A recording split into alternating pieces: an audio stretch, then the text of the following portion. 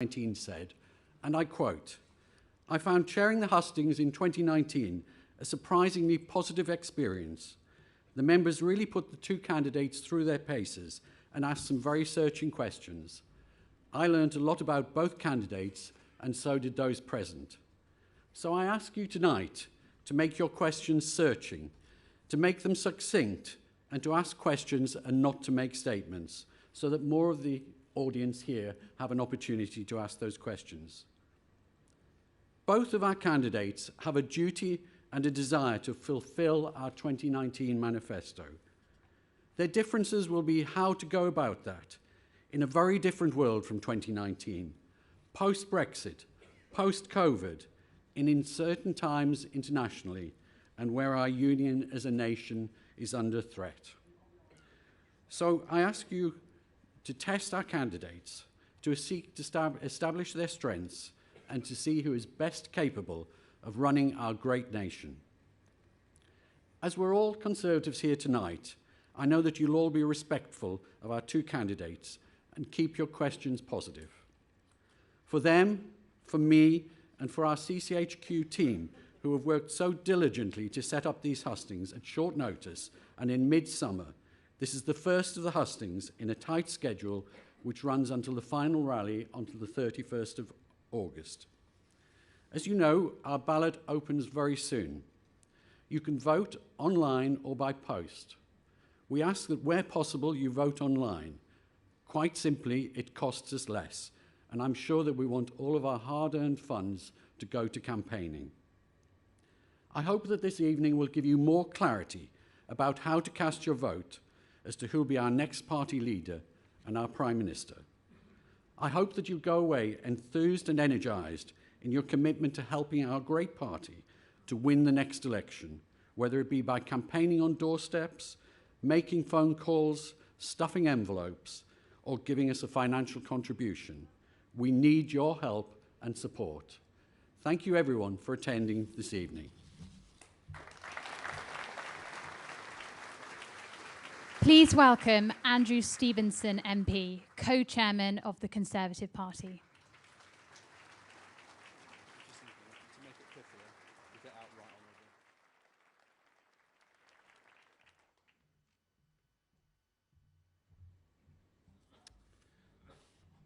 Good evening, and thank you for coming to our first hustings here in Leeds. I'm delighted to be joined by so many members of our party at an event which sold out within hours. During this stage of the Conservative Party leadership election, we have a full programme of hustings across the country. And in every nation of the United Kingdom, we are giving you, our members, the chance to put your questions to the candidates. All these events are available online too, so welcome to those of you joining us virtually. And thank you to LBC for partnering with us today, broadcasting to your loyal listeners. It is right that we start our hustings here in Leeds, and not just because both candidates have deep connections with this part of the country. Leeds is home to our excellent new Northern Conservative campaign headquarters, playing a vital role in getting the Conservative message out across the north of England.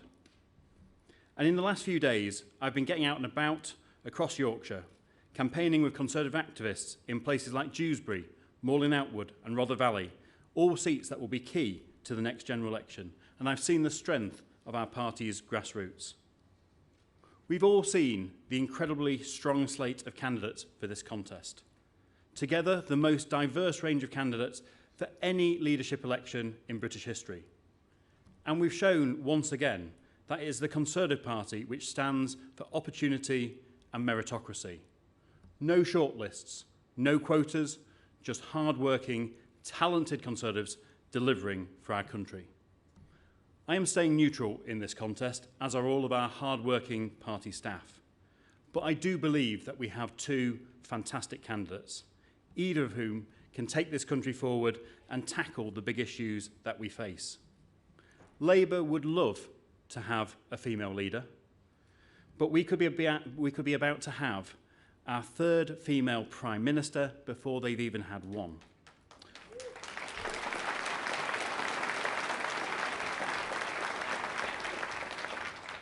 or our first Prime Minister of Asian heritage, the second Conservative Prime Minister from an ethnic minority background after Benjamin Disraeli.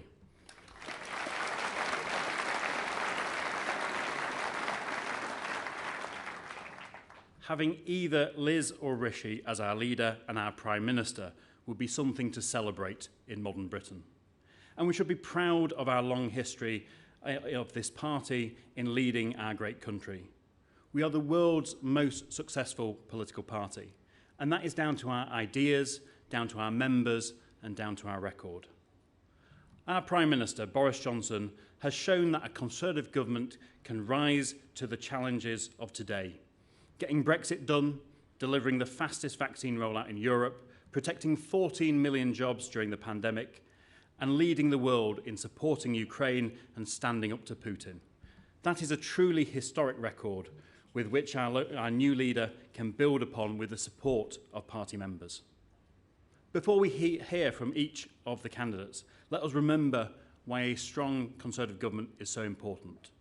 The alternative, of course, is a Labour government, likely in coalition with the Liberal Democrats and the SNP. Such a government would risk the integrity of the United Kingdom. Labour would have never got Brexit done. They voted against tax cuts for low-income families, they voted against additional investment for our NHS, and they voted against protecting our borders and tackling vile people smugglers. They campaigned to make Jeremy Corbyn Prime Minister, who would have taken us out of NATO. And now they want Sir Keir Starmer, Captain Hindsight, the Remainer-in-Chief, to run our country. When Labour last left government, they admitted there was no money left. And no Labour government has ever left office with unemployment lower than when they came to power. That is what is at stake. It is our next leader who must relentlessly continue to deliver for the British people, focusing on getting on with the job in hand, leading the way internationally in standing up for our ideas, standing up for our partners on the world stage, uniting this country and uniting the Conservative Party. Now, I know you all want to hear from the two candidates to help you decide who to choose should take our party and our country forward. So with no further ado, let me pass over to your host for this evening for the first leadership contest hustings here in Leeds, LBC's Nick Ferrari. Thank you.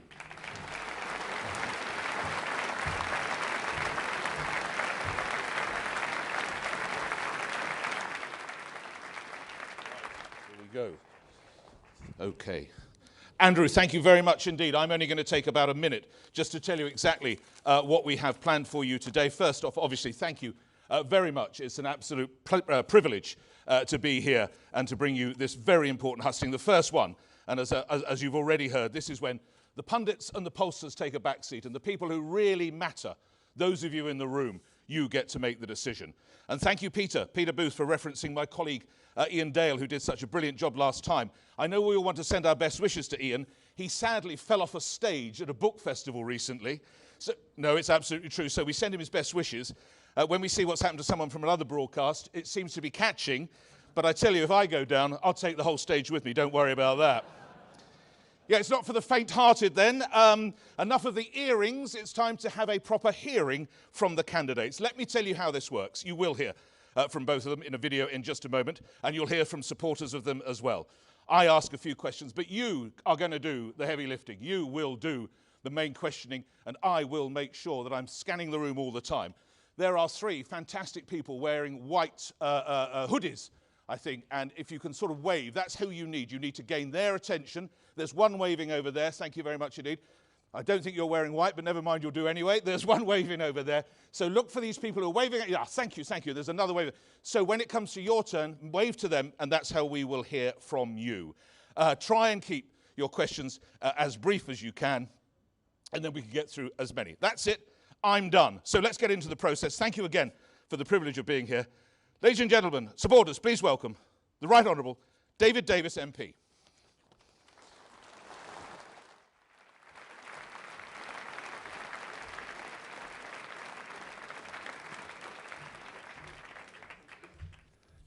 Thank you, Nick. Good evening, everybody. It's my great pleasure to introduce Rishi Sunak today, here at the very first hustings, quite properly held in Yorkshire. Today, we face the most important decision the Conservative Party can take, the selection of the next Prime Minister. That Prime Minister will face a number of crises, some known ones on the day he or she takes office, and unforeseen ones in the future. That's why our new Prime Minister will have to have great courage, great intellect, and a strong, consistent set of principles. I've known Rishi Sunak for a long time, and I know him to be a man of great honesty and integrity, great intellect, and real Conservative principles. But he's also a brave man. Back in 2016, he and others were told by the then Prime Minister, David Cameron, that campaigning for Brexit would seriously damage their career prospects. As a result, of course, a number of ministers either went quiet or campaigned for Remain. Rishi backed Brexit anyway. He put his country and his principles before his career and took that decision. Later on, in 2020, we had to deal with COVID. As Chancellor, he was amongst the first in the world to design and implement a rescue package for the whole British economy. I'll make no bones about it. It rescued our country. We talk about 12 million jobs, but it rescued our country. The IMF described that package as amongst the best in the world, and indeed the fastest into play. He faced a completely unforeseen, once-in-a-century problem and dealt with it with courage, imagination, and effectiveness. He made it happen. And he continued to face tough decisions up until this very day. So our new Prime Minister will face difficult, unpredictable challenges, and for that reason, we should choose them not just on policy, but on character. Rishi understands that we have to take difficult decisions today for the sake of our own futures and for the sake of our children's futures. He stands for true Conservative values, patriotism, fairness, hard work. He is the candidate who can restore trust and unite both our party and the country. It's Rishi who can beat Labour and deliver another general election victory. Today, polls regularly show only Rishi beats Keir Starmer. But more than that, much more than that, polls come and go. Rishi is a man who can outthink all our opponents, Labour, Liberal or SNP. And in the three largest polls ever taken, the public clearly think that Rishi would make the best Prime Minister. And I agree with them. That's why I'm backing Rishi Sunak, not just to become our next leader and next Prime Minister, but because I believe he will be a truly great leader and a truly great Prime Minister of our great nation. Thank you.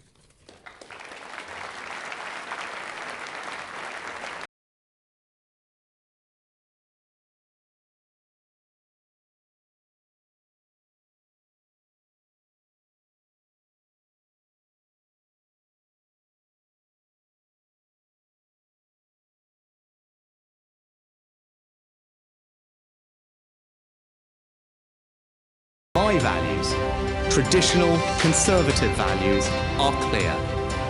Hard work, patriotism, fairness, a love of family, pragmatism, but also an unshakable belief that we can build a better future.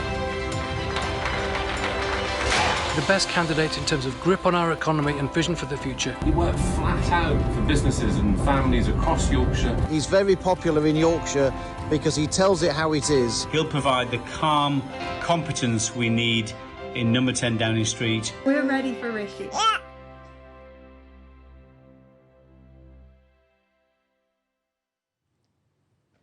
Please welcome Rishi Sunak.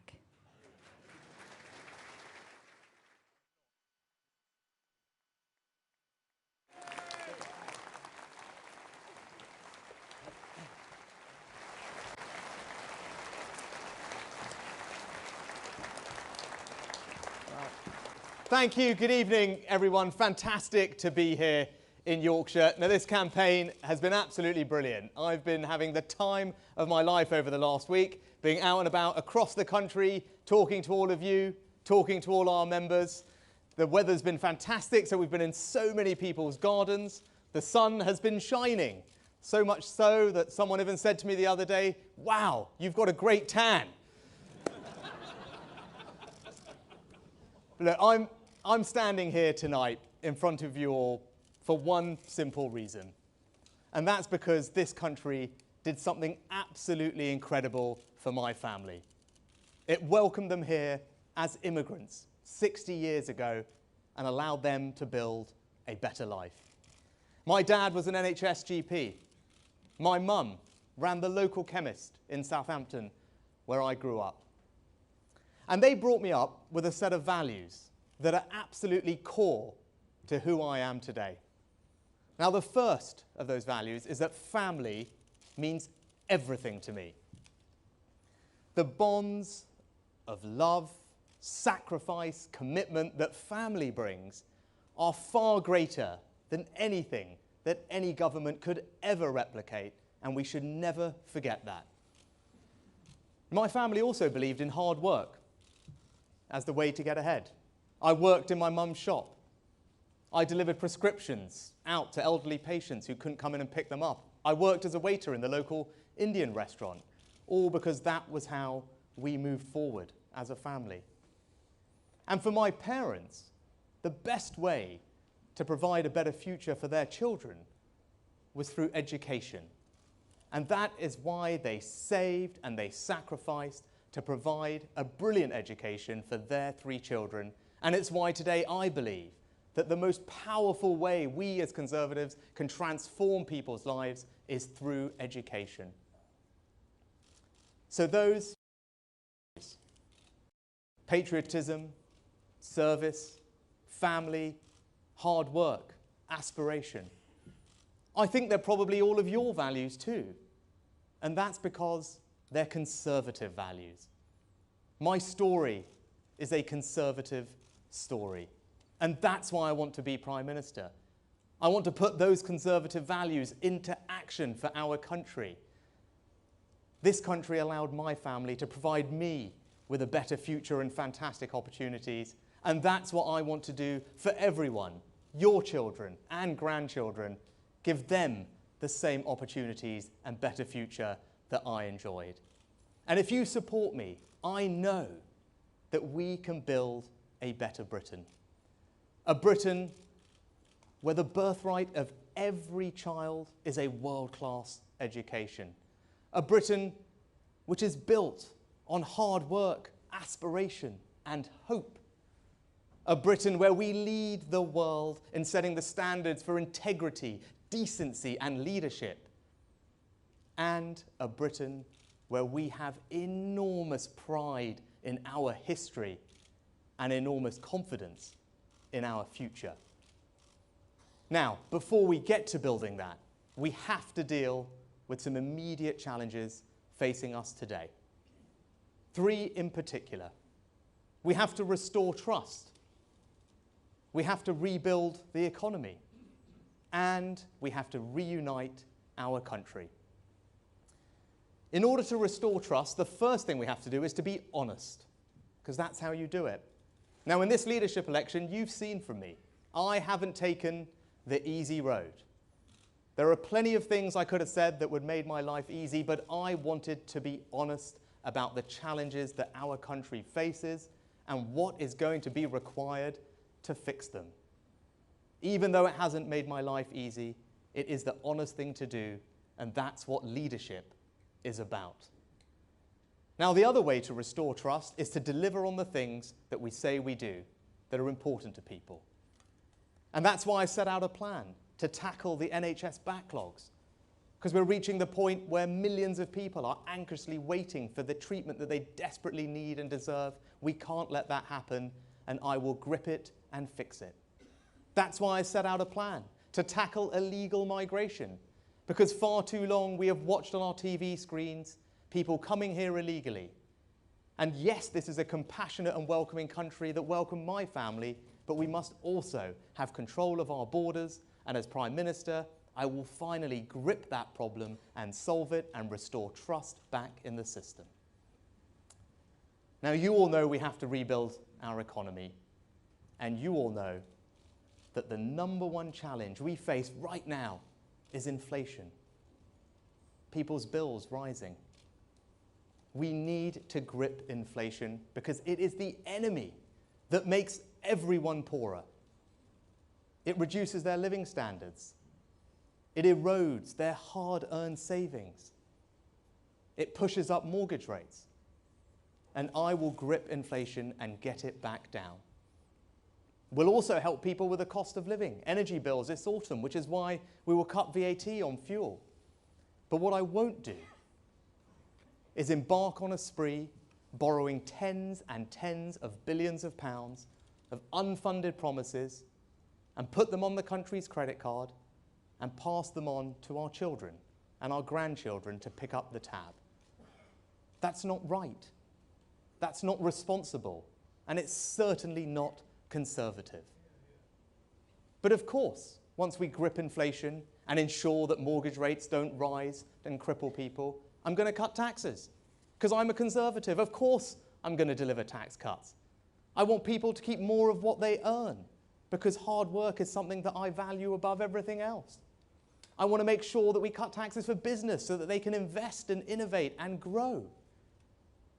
And we're also going to grow the economy by taking advantages of Brexit, which I was proud to support.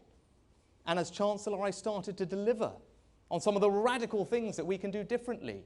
New free ports across the country, reforming all our regulations in data, in life sciences, in financial services, to ensure that the United Kingdom is the best place in the world to start a business, to grow a business, to innovate. Because in the 21st century economy, that's how you drive growth and create better jobs. And my experience means that I'm the best person to lead our economy into that future. But lastly, we have to reunite our country. Now, in just a couple of years' time, we have to do something, all of us in this room, that have never been done before in British political history. And that is to win a historic 5th election term. That is going to be a challenge. But I know we can do it together. But in order to do it, we're going to have to appeal to swing voters in every part of our country, north and south, remain and leave, urban and rural, Scotland and Wales. And I believe with all my heart that I am the person, I am the candidate that gives our party the best opportunity to secure that victory and ensure that the Labour Party and Keir Starmer never walk through the doors of number 10 Downing Street. So those are what we're going to do. Restore trust, rebuild the economy, reunite our country. And in conclusion, let me say this. Now, I know the polls say that I'm behind in this race. I know that there are people who say there should be a coronation, not a contest. But you know what? I heard that once before, 7 years ago, when I arrived in Richmond, North Yorkshire. And ultimately, the members there gave me the greatest honour of my life when they selected me to be their candidate, to be their Member of Parliament. Many of them are here tonight, and I owe them an enormous debt of gratitude for placing their faith in me. And they have supported me unfailingly every day since. And today, I'm asking for all of your support. And I promise you, I am going to fight for every single vote. I am going to fight for the conservative values that are core to who I am and what I stand for. And I am going to fight hard for the argument that we should not mortgage our children and our grandchildren's future to make our lives easier today. And if you select me as your leader, as your next Prime Minister, I know we can build that better Britain that I talked about. But I also know that just like I did in Richmond, I will work my utmost to make each and every one of you enormously proud. So thank you very much for your support. Thank you.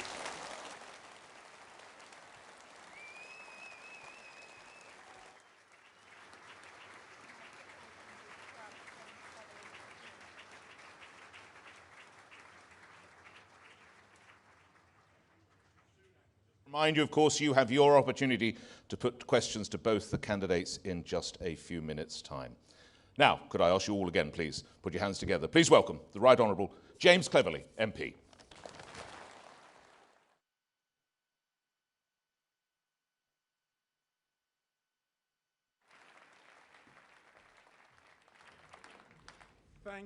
Thank you. Nick, thank you very much. Ladies and gentlemen, thank you very much. You are all here to make a decision. You are all here to decide. And you're here to decide who is going to be the next leader of our party and who is going to be the next Prime Minister of our country. I'm going to let you in on a secret. I have already decided. I have already decided. And that decision was easy for me. And I'm going to explain why I came to the decision that I came to and why I hope you will come to the same decision. I'm supporting Liz to be the leader of our party and our Prime Minister. I've known Liz for years. And I've known her as an activist. I have known her as an association chair. And I have known her as a local councillor. And I know that she knows what it takes to fight for every vote and to serve a local community. And I know that she knows that you don't get anything for free and that you have to work hard for everything. That's why I trust her to be the next leader and the next Prime Minister. And I also know that she has championed the views that she believes in for decades. Keeping taxes low. Not just saying it, doing it. Promoting freedom, not just here in the UK, but also around the world. And I know that she is passionate about bearing down on big and wasteful government. That's why I trust her to be the next leader of our party and the next Prime Minister. And I have seen her in action around the cabinet table.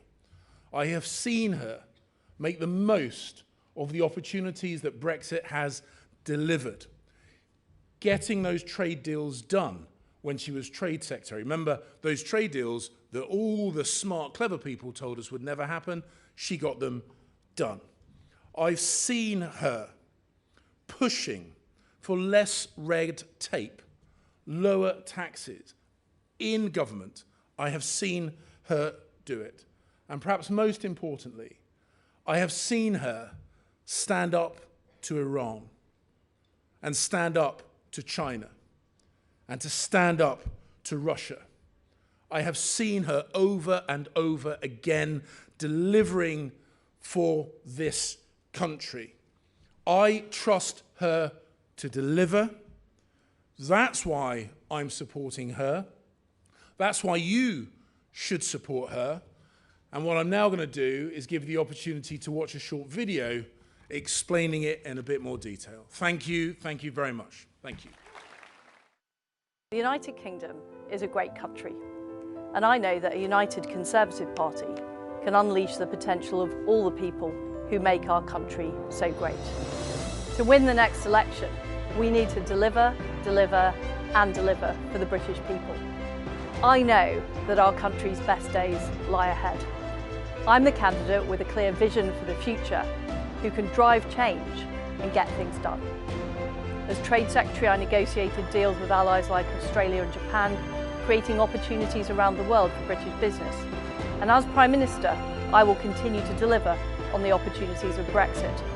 I will lead a government committed to core Conservative principles: low taxes, a firm grip on spending, driving growth in the economy, and giving people the opportunity to achieve anything they want to achieve, regardless of their background. I will work day and night to lead a party and a government that puts more money in your pocket and secures a better life for you and your family.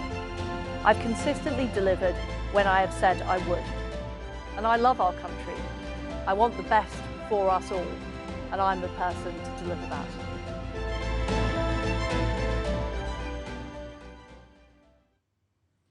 Please welcome Ms Truss.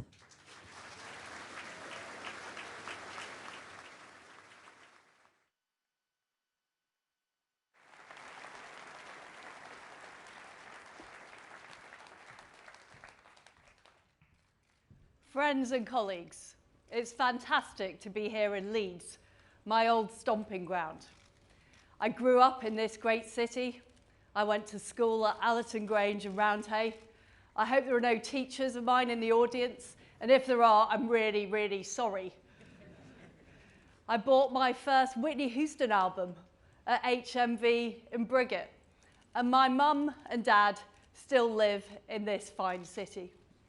And what I think I got from Yorkshire is grit, determination, and straight talking. And that, my friends, is what I think we need now in Downing Street. Because the fact is that we face a huge global economic crisis. We have the worst war that's taken place on European shores happening in Ukraine. Now is not the time for business as usual. Now is not the time for the status quo. We need to be bold and we need to do things differently. And what I would do as your Prime Minister is I would launch a plan for economic growth. First of all, reversing the increases in national insurance that we promised not to do in our manifesto. I'd have a moratorium on the Green Levy to save people money on their fuel bills. And I'd also keep corporation tax low so we can attract investment into our towns and cities across Yorkshire and across the whole of our great country. Because I believe that we need to be on the side of people who work hard and do the right thing. People who save their money. People who start their own businesses. The self-employed. People who go into work every day. That's whose side I'm on. I'd set up new low-tax investment zones that enable those businesses to start up in areas that have been left behind. I'd abolish the top-down Soviet housing targets that we have across our country. Now, before I became an MP, I was a councillor. I sat on a planning committee, and those are hours of my life that I will never get back. Because we all know how appalling the planning system is. And why should it be the same in London as Cornwall, as Yorkshire? I want to give power back to local people. And why should the transport here be so bad? Now, I remember as a teenager getting the bus into Leeds city centre because there was no other alternative. I'm afraid, my friends, it's not much better now. Leeds is still the largest city in Europe without its own metro network, and I would work to fix that. And I will get Northern Powerhouse Rail built. And I don't know if we've got any farmers in the audience today, but I will also help the brilliant farmers here in Yorkshire who produce great beef and lamb, fantastic Yorkshire rhubarb. I would help them by removing red tape and help them sell their fantastic food across the world. We need to unleash the potential of our great country, and we need to be bold to do that. And I'm the person that can take those steps. But we also need to continue to stand up to Vladimir Putin and the appalling war that he has waged in Ukraine. We were the first European country to send weapons to Ukraine. We put on the toughest sanctions of any country in the world on Russia. And I would not let up until Ukraine prevails and Putin fails. But we have to recognise we have to recognise that we need to spend more on defence. Because after the Cold War, we let our guard slip. We allowed the aggressors to expand. And that is why I would put defence spending up to 3% of GDP by the end of the decade. Because there is nothing more important than freedom and democracy. And we simply can't allow this situation to continue. But as well as freedom and democracy abroad, we also need it at home. And I know we've got an audience full of straight-talking Yorkshire people who know that a woman is a woman. And people who believe in free speech. I love our country, warts and all. And I'm proud to represent us around the world. And I want to do all we can to encourage our fellow citizens to love their country too and unleash its full potential. And finally, my friends, we need to be proud of who we are. We need to be proud to be Conservatives. I'm going to campaign as a Conservative and I will govern as a Conservative. The people who voted for us in 2019, in seats like Keighley, in seats like Dewsbury, they didn't vote for us because they wanted Labour policies. They were fed up of the Labour Party. They were fed up of the failing Labour councils. They voted for us because they wanted opportunity, because they aspired to better things, because they wanted enterprise in their area. And that is what I, as your Prime Minister, am determined to deliver. Now, since I lived in Yorkshire, I have relocated to Norfolk.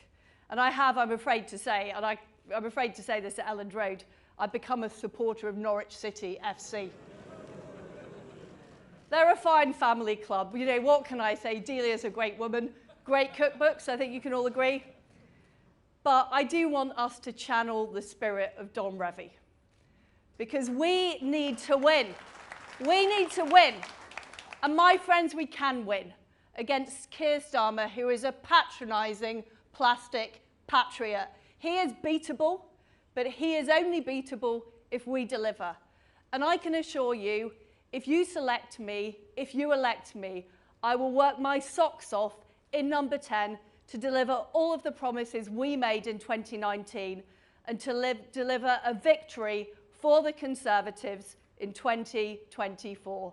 Thank you. Thank you.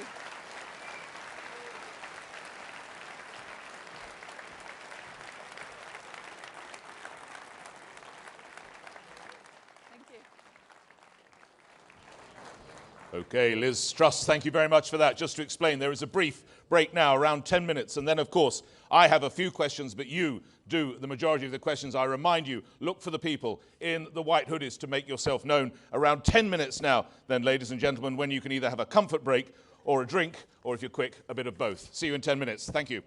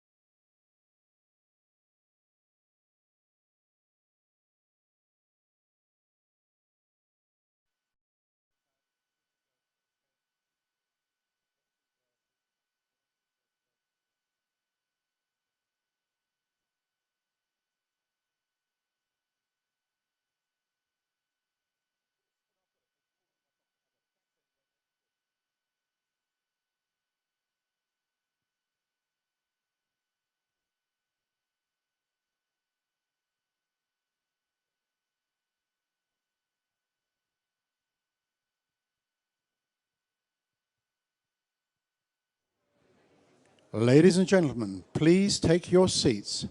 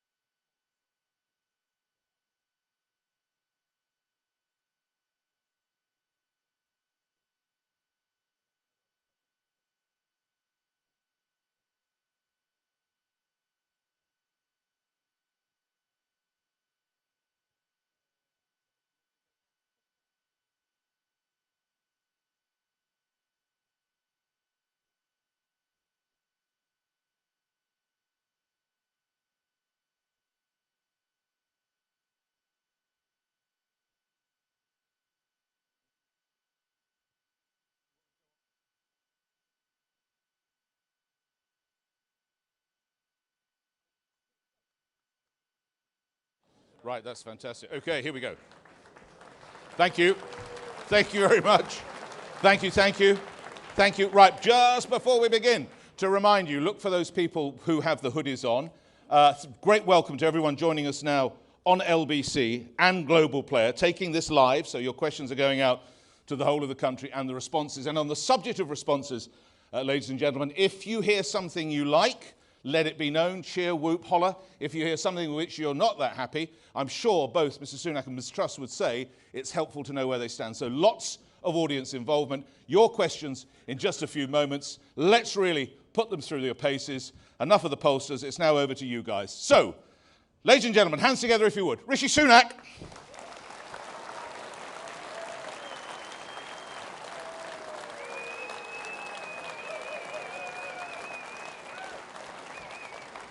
Hello, sir. Good to see you. Thanks for coming. Yes, yes, indeed. OK, thank you. Mr Sunak, do I detect the smell of burning rubber? Have you performed an extraordinary U-turn over your decision with VAT on energy bills? Last week it was unconservative. Now it's a policy. Are you flipping and flopping? Oh gosh, no, definitely not. There's two very different things here. Now, we've got a short-term problem with energy bills, which I always said as Chancellor we would need to continually make sure that the support we had in place was appropriate for the scale of the challenge that millions of households are facing.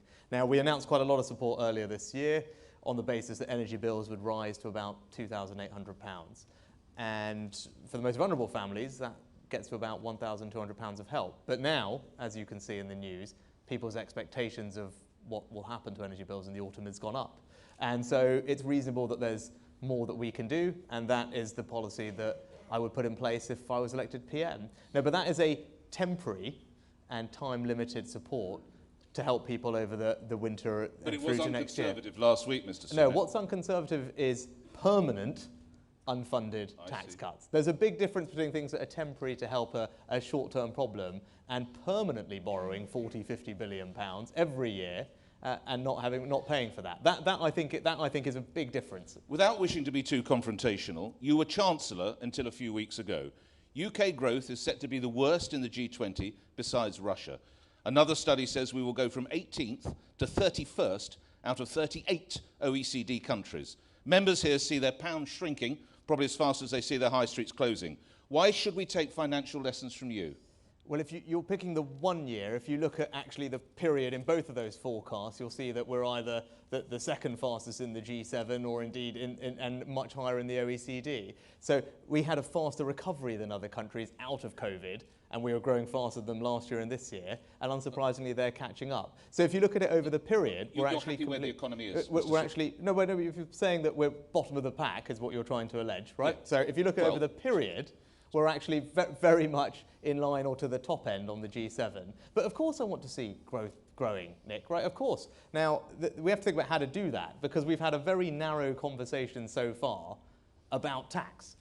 And actually, in a 21st century economy, there's many other things that we've got to get right. If you want to grow the economy today, you need to make sure that our financial markets are reformed so we can get businesses the money they need to grow. We need to have a visa regime that attracts the best and brightest from around the world. We need to do regulation differently to make sure that we support people who are trying to create new things. Now, those are some of the ingredients about growth in the 21st century. That's what I think we need to do. That's what I will deliver as Prime Minister. And that starts with getting businesses to invest more in the economy. Right? And actually, this autumn, what we need to do is reform our business taxes to get business to investing more, to creating better jobs and higher wages. That's the kind of thing that we need to do to drive up those growth rates. If I were to ask you who's been the best ever leader of the Conservative Party and why, who would you pick? Probably Margaret Thatcher. Why? Why? Because she delivered multiple election victories and changed this country for the better. You were in Grantham, I think, on the weekend, a home of Margaret Thatcher. How would she have responded to the fact that you're the first Chancellor since Labour's Dennis Healey in 1974 to raise corporation tax? I think she would have responded, as I have done, in gripping inflation first. And if you remember her early budgets and actually what we had to do as a country at that phase, it was, even though it was difficult, she understood that you have to get a grip of inflation first and get a grip of public spending and borrowing.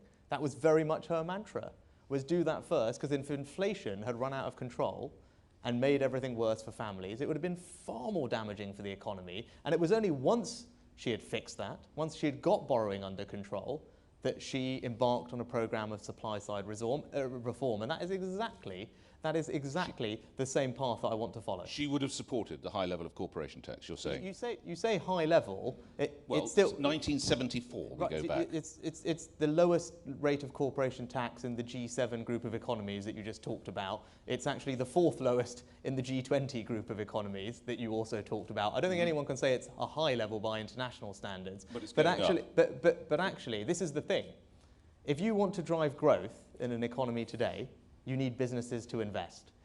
And we tried having a very low corporation tax rate as a means to get businesses to invest. And you know what? We didn't just try it for 1 year or 2 years. We've tried it for a decade, and it hasn't worked. So the question is, for people who think that we should have an even lower corporation tax rate, but not have what I'm proposing, which is actual tax cuts on business investment, the question for them is, well, why is that going to drive growth? Because we've tried it for a decade, and it hasn't worked. Because businesses haven't invested that money back in the economy. So if you want growth, if you want productivity, if you want better jobs and skills, we need businesses to invest more. So I would cut the taxes on business investment. And a lot of support in the room. 3 yes or no questions, which I'd ask you to answer with a yes or no, and a brief explanation, if you would, just so we get a sense, a little bit more of you. Mr. Sunak, would you support the return of grammar schools? Yes. Why? Well, but as you heard from me earlier, I believe in educational excellence. I believe education is the most powerful way that we can transform people's lives. But I also think there's lots we can do with the school system as we have it. Now, what Michael Gove did several years ago was transformative. And Michael took on some vested interests, challenged consensus, brought in some reforms that mean that millions of our children now are better off. Right? Now, but that's a conservative way to do it. It's not about throwing more money at the problem. It's about reforming the system to get better outcomes, and that's what I would do with education as well. To our water supply in England, it is now at record pollution levels and in some cases record waste.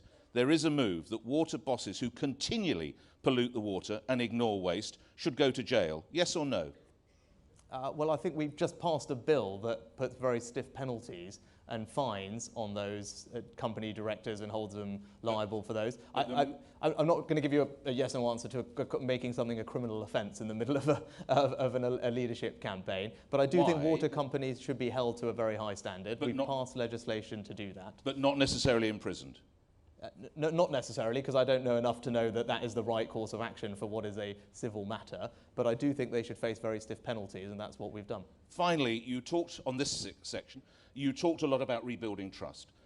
Everybody in this room knows so much crime is driven by the drug trade. I have to ask you, have you ever used illegal drugs? No. Thank you for that. Let's move on. Your opponent, Ms Truss, has said how she would beat strikes and strikers. How would you? I think in the same way, because we have a manifesto. Do explain. We have a manifesto commitment that I would like to deliver on, which would legislate for a minimum level of service for critical industries like rail. That's something that we've promised to do anyway, and we should get on and do that. Okay. Can I talk to you a bit about Boris Johnson? The Ukrainian President Zelensky has said, I want him, Mr. Johnson, to be somewhere in politics in a position to be someone. I don't want him to disappear. The decision is in the hands of the British people. Were you to become Prime Minister, would you deploy him as our envoy to Ukraine or something else? And what would his skill set be? Well, I'm not sure if he'd want to do any of those things, Mick, but he obviously is someone who has enormous talents and I'm sure can continue making a contribution to public life. So you would support him if he wanted to become the Ukrainian envoy to Ukraine? I'm not going to sit here and try and allocate jobs to people. I don't think that would be appropriate. But I think actually now we do need to move forward. I've already been clear. I don't see that being a role in the cabinet. But you know, I'm sure Boris will continue to have a role in public life. He's an extraordinary figure and I'm sure he's got a lot more to give. So you wouldn't offer him a job? Not in the cabinet, no. Okay. He spoke today of periods of difficulty being inevitable, and I think we've referenced people will be looking at £500 per month for energy bills. What is to be done? Well, as we already talked about, there's support that I already announced as Chancellor that will help people through the autumn and winter. It's particularly targeted on the most vulnerable, and we can go further as bills seem now to be higher than people expected earlier, and that's why cutting VAT on fuel will put extra money in people's pockets. Last question on Boris Johnson, I assure you. It's reported around 14,000 members of the Conservative Party want his name back on the ballot. What would you say to them? Well, I'd say to them that I think close to 60 people resigned in Parliament, and it's incumbent on the Prime Minister to have the confidence of the parliamentary party, and that wasn't there at the end. So whether he's on the ballot or not, ultimately you need to be able to command the confidence of your MPs in Parliament, and we got to a point where close to 60 of them had resigned from government. You'll have your questions, sir. I heard something over there. I promise you, you'll have your time for questions, in fact, in just about 4 or 5 minutes. Mr. Sunak, you've made much of the furlough programme that you introduced, some £70 billion, if I understand. But fraud runs at, I understand, £15.7 billion. How does that make you fiscally responsible? By my maths, that's around 20%. That's completely wrong. Those figures are wrong? Completely wrong. There was a report that was published just the other day that shows that the percentage of fraud and error in the furlough programme, it looks like it is now even lower than the fraud and error in normal government That comes schemes. from the Public Affairs Accounts Committee. Literally, HMRC just published a report the other week. All right, we'll check that. So you can go and check that. We will. Yep, so You wanted to crack down on COVID fraud. You set up, I understand, a task force with 1,000 investigators, costing £100 million.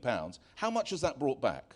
I think, well, I'm not there anymore, actually, Nick. Well, it so wasn't that long ago. No, but it was on course to collect, I think, over £1 billion, and I'm not sure how much of that had already happened. It may be that it's doing better than that. Over £1 million, did you say? £1 billion. £1 billion? Yes. Yeah, okay. So you're hoping to get around £1 billion back? As I said, when I was there, that was what it was projected to do. Okay. There's something about image in politics, whether you like it or not. You have Prada shoes, you have photo opportunities with a car that's not yours, and you seem to have trouble paying for the petrol. You pull pints for the cameras even though you're teetotal, and you kept a green card while living in Downing Street. What does that make you look? What does that say to the Conservative Party members? Well, actually, I think, as I've talked about this in the past, I think this is not about what shoes I wear or what suit I'm wearing. This is about what I'm going to be able to do for the country. And thank you.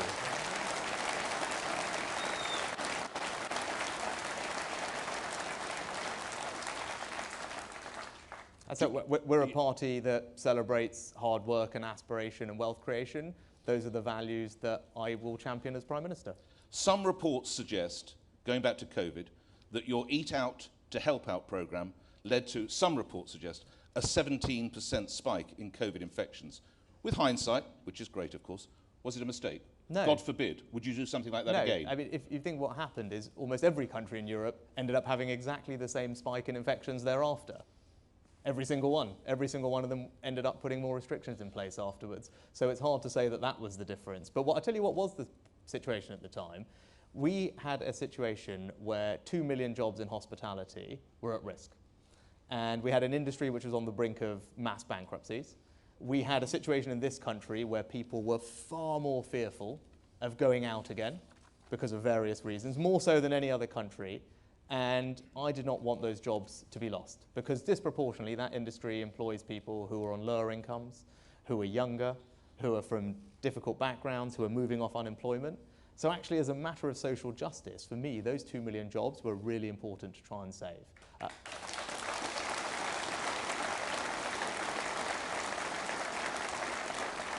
I sense the last question from me, or certainly the last but one.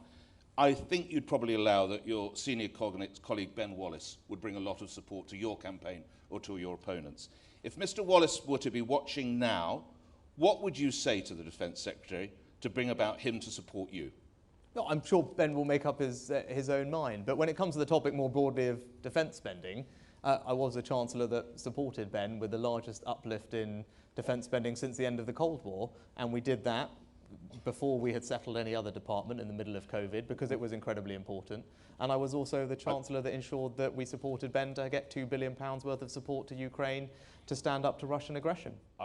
You know I'm going to hold you to a number. We heard earlier that your opponent would look at a 3% increase over a period of time. Can I get a number from you, Mr. Sunak? No, because I don't believe in arbitrary targets. And what I've said is our approach to defence spending should be threat-based. And if Ben Wallace was here, if you told him, Ben, I'm going to give you 3% tomorrow, what would you do with it? He would tell you, I can't spend it, is what he would do if you told him that and if he was sitting here, because that's what he's told me in the past. But I will spend whatever it takes to keep our country safe. And I'm not going to sit here and get into some auction of more tax cuts than higher targets. Okay. On a lighter note, prediction for the football on Sunday, England v Germany? Der Klassik, as it's being called. Yes. Oh, well done. Well, there we go. Yeah, no, well, you know, Lions victory, here we come. A Lions win? Obviously. I mean... Okay. When did you last go to a women's pro game? Gosh, when did I do it? No, I don't know, actually. I don't know. I'm a Saints fan, and that's my team. The last football match I went to in this job was the European finals. Okay, all right. Yeah. Round of applause, please, for Mr. Sunak taking my questions. More importantly... Thank you, Mr. Sunak. Thank you. Right. Right, now, who's got a question, please? Right. Okay, there's a lady there in a blue and white striped top. No, you've been usurped. One of the two. No, it is the lady in the blue and white top. Let's start the clock now. Just your first name, if you would, and your question to Mr. Sunak. Hi. Say your name again. I'm so sorry. It's Laura. Laura, go ahead, Hi, Mr. Laura. Sunak. Hi. Will you... Whatever you want, sir. Okay. Whatever you feel comfortable. Will you outright ban greyhound racing, or at least consider the ban, considering it is a vile and abusive sport? Well, to be perfectly honest, it's not something that I've looked into in any great detail. So, you know, I'm happy to look at all our laws to make sure that we're treating animals properly. As Laura, someone... in a sentence, why should it be banned? In a sentence, if you would.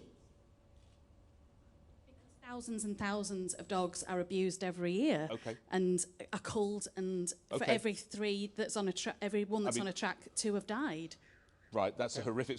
I mean, in fairness, Mr. Sunak, it's not a question even I've heard often, but it's something you know what, as I said, I'm happy to look into it. For the first time, I'm a dog owner, because a year ago my kids and wife conspired against me and we got a new dog for the first time in my life, so I am happily in your camp. I trust you're a dog lover now. Now I am a dog lover. Yeah. So don't lose the audience. No. Well, it was the best thing that happened to our family in a long time, so it's very good. So I'm very much happy to look into that, because obviously now that Nova is a part of our life, the idea that someone would be abusive to dogs is something that I find personally obviously very difficult. May I ask the breed, Nova's breed? What is it? She's a Fox Red Lab. Fox Red Lab. Okay, sir. White blazer to your left, Mr. Sunak. Your name, sir? Yeah, thank you. Rishi, I'm a councillor for Selby District Council, Business and Communities, very passionate about businesses. And how do you feel about keeping the small business relief, as so many businesses so rely on it? If you became Prime Minister, would you consider scrapping that or continuing it? Because I think a lot of businesses, particularly on the high street, would close without that relief, particularly after COVID. Yes, you know what, you're totally right, and that's why as Chancellor I made sure that this year there's a 50% discount on business rates for retail and hospitality businesses to help them recover from COVID, because they are the beating hearts of all our high streets. And as you heard me talk about Eat Out to Help Out earlier, I'm a passionate supporter of high streets and the hospitality industry. But we also can do some other things. We need to make sure that digital companies are paying fair taxes, and as Chancellor I organise a deal with lots of other countries to ensure that our large online companies pay fair taxes to level the playing field. Thank you. And we also need to support businesses to grow, which is why I created a programme called Help to Grow, so that small and medium-sized businesses can get management training and mini MBAs and figure out how to use new software to help their businesses make more money and grow. So that's how, in a new 21st century economy, we've got to support your businesses, help them to grow, and that's what I'll do as PM. All right. Mr. Sunak, you stay seated. I'm going to get up to work at the back of the room, but while I do, take a question if you would. Lady in a grey top, your name if you would first, please. Teresa. Hello, Teresa. Hello, Mr. Sunak. What I'm interested in is how you're going to control the illegal immigration. With the dinghies coming over, a civil service that doesn't want to actually cooperate, a border force that doesn't want to turn boats around, Macron who's emptying his country. So we can't afford it, and we've also got a processing issue of a big backlog. So I'd like to hear in detail how you're going to do it. Yes. Well, I'm so glad you asked the question, because as you heard me in my opening remarks, that's one of the things that I want to grip as quickly as possible as PM. And if you've got 5 minutes when you go home tonight, find my website. There's a video that I've put out that explains a very detailed 10-point plan on how to do it. So some of the things that we need to do quickly, what we need to do is change the definition of what counts as asylum, and we should move away from the very expansive ECHR definition, which allows people to claim all sorts of spurious reasons for being here, and move to the tighter definition under something called the Refugee Convention, as other countries do. That will help us ensure that we can remove people when we want to. Secondly, we should make our foreign policy more linked to people taking back failed asylum seekers. If we're going to trade with countries on a preferential basis, if we're going to provide aid to countries, they really should be taking back asylum seekers that we want to make sure are not here anymore. That's not happening currently. We need to improve the current system because it takes far too long to get people through it. We can use technology to help us do that, but we also need to look at our rates of rejection and acceptance. And if you compare us to all the other countries in Europe, subject to all the same rules, somehow we reject far fewer asylum seekers than all those other countries. So something is not working in the system, and I will get a grip of that as well. But look, if you've got 5 minutes, go home. There's a 10-point plan that I've put out in a video. But I'm the product, as I said, of this country's compassionate, welcoming embrace to millions of people over the years. Of course, we're going to keep doing that, but we must have a system of control for our borders. Immigration should be legal, it should be orderly, it should be controlled, and that's what I'll deliver. And just on a final point, under your Prime Ministership, how many people do you think you would manage to get to Rwanda, to the programme there, and in what time span, Mr Sunak?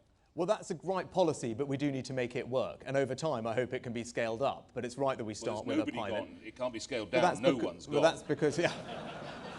Respectfully. That's because we've got challenges, as we always knew we had. And when we've designed that policy... But you believe it can work? You believe you will be able to, under your watch, you will get people to Rwanda, but you'll decline to give me a number? Well, because we have to build it up over time, right? Okay. So, but it's part of it is a new Bill of Rights that we're actually about to put through Parliament. Part of it is my idea to change the definition, and I said there's other things that we can do that will. You might want to swing round. Right, who have we got over here? With a blue. Oh, there we go. He's got your name on the T-shirt. There we go. I don't know how that happened, but there we go. Rishi, we're out of the European Union, but we're seeing a real threat to our own union with a lot of sabre rattling in regard to Scotland. How are you going to keep Scotland in the UK? Yeah, no, look, that's an absolutely vital question. And we're under real risk. The most, the best things we can do are be firm with Nicola Sturgeon about another referendum. We need to make sure that in government in Whitehall that we don't just devolve and forget, which for many years has been the institutional imperative, where we just push things over to them and then we forget about it. Now, we as UK government ministers have to be more active in Scotland. We have to be more active about delivering benefits on the ground to the people in Scotland and working constructively there to do that. And crucially, when you're countering nationalism, we can't just talk in arguments to do with our head. Now, it's easy to talk about borrowing and debt and trade and pensions and currency, but ultimately nationalism is a seductive and romantic idea. So we have got to make arguments about the union that speak to people's hearts and speak to their emotions, because if we focus just on the practicalities, we will not be successful. And I think we can do that, because my grandparents, when they emigrated here, they didn't emigrate to England. They didn't emigrate here because it was geography or lines on a map. They emigrated to the United Kingdom, and that's because it represented a set of values and ideas, and it's those values and ideas that are precious and that form the bonds of union, and those are the values which we must defend.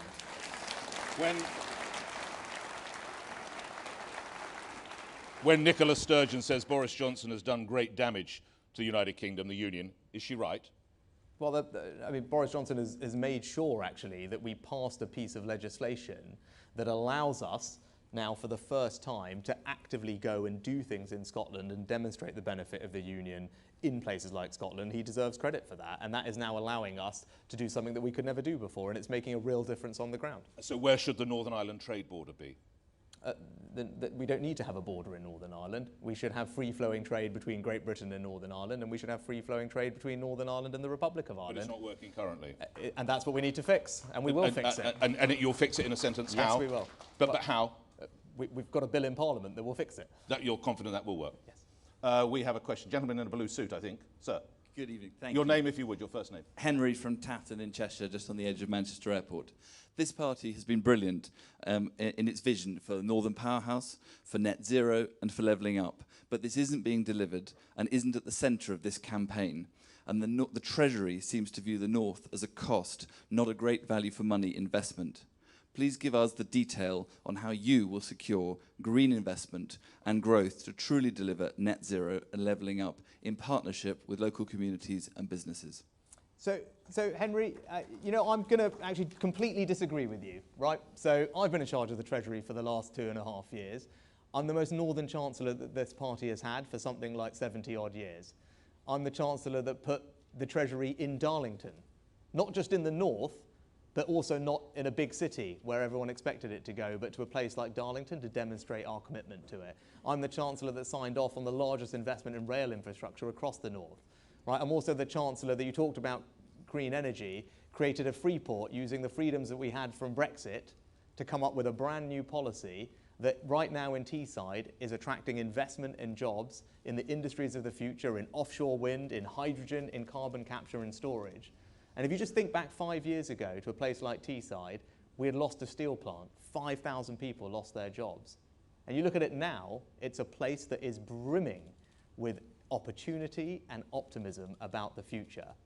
Now, I work with people like Ben Houchin and local people there to help deliver that, and I want to bring that same degree of optimism and excitement across this country and across the North. I've done it as Chancellor, and I will definitely do it as Prime Minister. All right.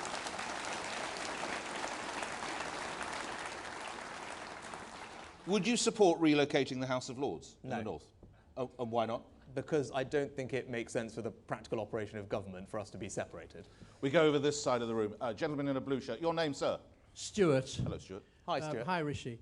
At the tail end of your chancellorship, you had differences of view with Johnson about finances. However, Johnson supported Ukraine right from the front, and he led this country. Would you do all that it takes to support Ukraine so that we defeat Putin?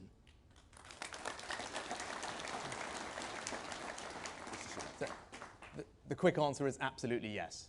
And I made sure that we got the funding across government to provide to Ukraine to get them the arms they needed to stand up to Putin. I worked with Ben to prioritise funding so that he could do that. But I also worked with all my finance ministers around the world to put together a sanctions package, the likes of which we have never seen. And you all know those sanctions are all economic in nature. They target the central bank's reserves. They target gold. They target Russian companies. They target their access to international capital markets. Right? So those are all things that I worked on with Janet Yellen, with my fellow colleagues in Europe, because they work better when we do them together. So I think I've got a track record of making sure that we genuinely support Ukraine, not just directly with arms, but also that we tighten the vice on Russia to put Ukraine in the strongest possible position. That's what I did as Chancellor, and I can assure you that I will continue to do that as PM. You mentioned Vladimir Putin. Were you to meet him face-to-face as Prime Minister, what would you say, Mr. Sunak? I mean, there's at this point not much to be said. I mean, what we need to do is put Ukraine in the strongest possible position so that they can sit down. I mean, some people say there's a lot, say stop. I think we've said that already, right? So okay. I think we need action, not words at this point. And the action we need is the toughest possible sanctions to make life as difficult for him as possible, and the strongest possible support for Ukraine so that they can defend themselves and push back. Now, if we do both of those things, we put Ukraine in the strongest position to then try and find a resolution to the conflict. And to those who say it's Russia who in some way is benefiting from some of those sanctions, how would you respond? Is that a fair critique? We need to find ways to do the sanctions in a more intelligent way, because ultimately... They're not intelligent now? Well, the problem with energy prices at the moment, we're all seeing it, we're all paying very high energy prices. So we are all paying a price, that is how we are all sacrificing to support Ukraine, and Russia is still able to make money from the energy, because in the short term, the prices are very high, and we haven't been able to completely remove ourselves from it. Okay. So, but what we can do, actually, and one of the things I was working on with my colleagues to smarter sanctions, is to look at whether we could put in place a price cap. So actually, if we could have a buyer's cartel in the world where everyone would agree to pay a fixed amount for Russian energy and enforce that through secondary sanctions, which we were working on how to do, that would be a way to make sure we get the energy we need at prices that are far better for us and deprive Russia of revenue that is funding its war effort. Now, that is not an easy thing to do, but that is the kind of evolution in the sanctions that we should try and do. All right, thank you for that. We're going to stay with the right-hand side of the room geographically, I assure you. Gentleman, again, in a blue shirt, I think, sir. Your name, if you would. Good evening, I'm Matthew from West Yorkshire. Hello, mate. Rishi Sunak, you're a good salesman and you have many strong attributes, but many people continue to support Boris Johnson, who has delivered consistently through treacherous waters, and many people unfortunately see that you've stabbed him in the back. He is a man who made you as a senior politician, and some people don't want to see that in number 10. You're going to have to take the party and the country through another general election, and I'm not quite sure entirely which planet you're on. David Davis neither. How do you expect to take the party through the next general election based upon those actions? Thank you. Okay. Yeah. So, So thank you, Matthew, for asking the question. So why did I resign? It was a very difficult decision. It wasn't one I took lightly. And you're right, I'm very grateful to the PM for giving me the job of Chancellor. But as you also saw over the past 2.5 years, I gave my everything to that job. And I'm proud of my record as Chancellor, delivering for this country, delivering for all of you, and made sure that we got through coronavirus. I also was proud to be part of his government that achieved many things. And as I said previously, I do believe he was the only person who could have broken the Brexit gridlock and delivered that election victory. But for me personally, it got to a point where I couldn't stay. As the gentleman previously also said, I had a significant difference of opinion with him on how to handle the economic challenges that are ahead of us. And at a situation like that, there was absolutely no way I could stay. Right? There is no way that a Prime Minister and Chancellor cannot be joined at the hip with regard to economic policy, particularly at a time when the economy faces real challenges. So I was left with no choice but to resign. And I'm sad that I had to, but that was the right thing to do, and that was me acting on my principles. Now, you ask about bringing the party back together. Now, that is a fair question, and that's the right question. So all I'd point you in the direction of is look at the support that I've drawn. I have the largest support across the parliamentary party, and that support is drawn from every part of the parliamentary party. It's drawn from people who supported Brexit, people who supported Remain, people in the north, people in the south, people in rural areas, people in urban areas, MPs who have been around for a very long time and are very senior, and new MPs.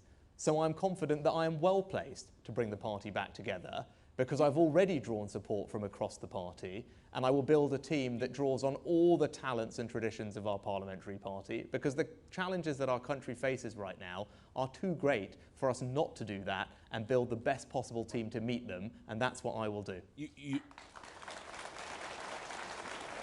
You are aware you're trailing Ms Truss in the ratings at the moment to be leader of the party. I did mention that, Nick, earlier so on. Yes. So you are aware of that, though, the hill that must be climbed. Just to the sentiment, did you stab Boris Johnson in the back, lastly, on that question? I resigned because the Prime Minister and Chancellor cannot be on a different place when it comes to economic policy, and we were due to try and outline an economic policy for the country going forward. So it wasn't an act of treachery. And everyone knows there was a speech that was due to be given, and as we were talking about what should go into that speech, it was clear we had very different points of view. And so I was left with no choice. Last couple of minutes together. A young lady in a black top. No, sir, I'm afraid it's a young lady in a black top. Thank you. Your name? Hi Rishi, my name's Annabelle, and on paper I should have probably voted Labour. I come from a single parent household, I'm a working class woman, and one thing that really got my mum through hard times was benefits. Now, a lot of people see benefits as a long-term pay packet instead of a short-term solution like my mother did. So what would you do to stop benefits getting into the wrong hands for lazy people who just want to sit on their backside all day? And how would you ensure that it gets to people that really need it? I think the last bit, ensure it gets to people who really need it, was it? Yes. Yeah, Thank you. Annabelle, well, nice to see you, and amazing job for your mum. I don't know if she's here or not, but that's an incredibly tough thing that she's done, and she's obviously brought up an amazingly confident daughter, so enormously to her credit. Now, I completely agree with you. And just before I was leaving as Chancellor, I spent time trying to figure out how to tighten up our benefit system, because right now we've got more people claiming unemployment benefit than we had before coronavirus, and yet we've got an economy that is crying out for workers. Now that can't be right, and that's why I, as Chancellor, pushed the departments to find ways to change things. We used to have a system where people could sit around for months before taking a job, and nothing would happen to them. That was wrong, and we changed that to be a matter of weeks. The next thing I want to change is something else that you will all be shocked to hear. So if you're claiming unemployment benefit, if you work just 9 hours on the minimum wage, you are then freed of all the conditions, all the obligations on you to check in at your job centre, to take more work. Nothing happens to you if you say no. Now that clearly is wrong, because people like your mum, who are working really, really hard, those are the people we need to support. So as Prime Minister, I will completely change that threshold. I've already said I would double it. Because if you're taking money from the taxpayer at a time when the economy needs workers and we need to combat inflation, you should be taking the jobs that are on offer. So I think as Conservatives, that's our approach. We need to do exactly that. We're going... Right, OK. One more. We've got one more. We have time for one more. We've got about just a minute and a bit. Sir, blue shirt, blue blazer, green trousers. An interesting combination. Yes. Thank you, Norman. Yeah. Well done, sir. Well done. Well, my name is Derek from God's Own County, Lancashire, Bury in Lancashire. Well done, Derek. In 1975, Margaret Thatcher appointed a very senior past politician, really, in Peter Thornycroft as party chairman. He served as chairman of the party for 6 years. I can think of a very good Yorkshireman who would serve a similar role if he could be persuaded. How about it? Okay. For some of us, let us in on the secret, Mr. Sunak. I think the gentleman's talking about my predecessor.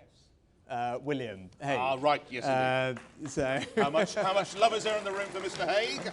Mr. Sunak. William is one of the greatest Conservative politicians, leaders and statesmen that we've ever had. He's also been an incredibly kind supporter to me, and I've got nothing but respect and admiration for him.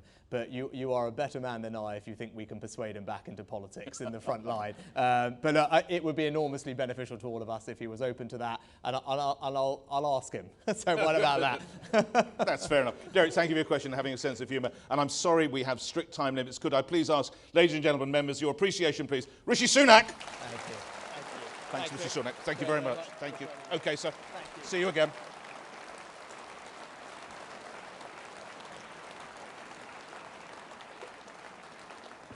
Okay, just to remind you, thank you very much indeed. Ms Truss will be out here in just a minute. We're just slightly rearranging the set. Thank you, that was great. I apologise now. I know I didn't get to all your questions. A lot of you are glaring at me. We will, of course, have another go with the other candidates, so sorry for that. And just to remind you, of course, this is out on LBC and Global Player, and of course everyone is watching this across the whole of the country. So hopefully that's got us enough time. It has. So please, appreciation for your other candidate, Ms Truss.